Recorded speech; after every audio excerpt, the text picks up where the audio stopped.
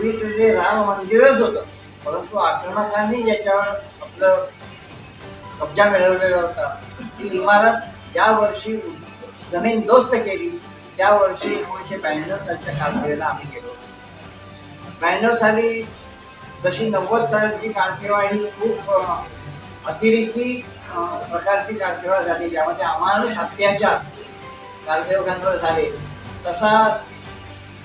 तशी स्थिती ही 92 साली नव्हती. 92 साली उत्तर प्रदेशमध्ये सर्व कार्यसेवकांचा अत्यंत उत्तम प्रकारे सन्मान होत.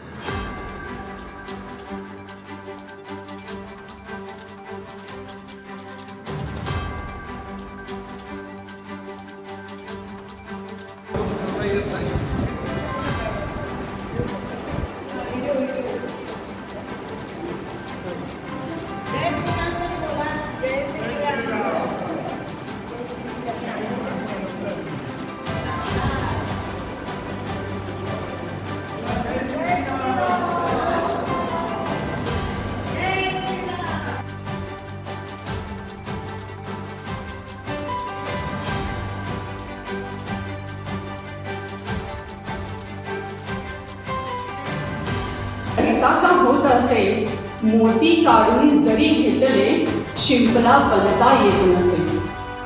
शब्द ऐकून स्फुरण चढले, शब्द ऐकून स्फुरण चढले, तत्क्षणी झटकून दिली तमा. विद्यावतीला वंदन करूनी त्याच्यावरच केली कविता, त्याच्यावरच केली कविता.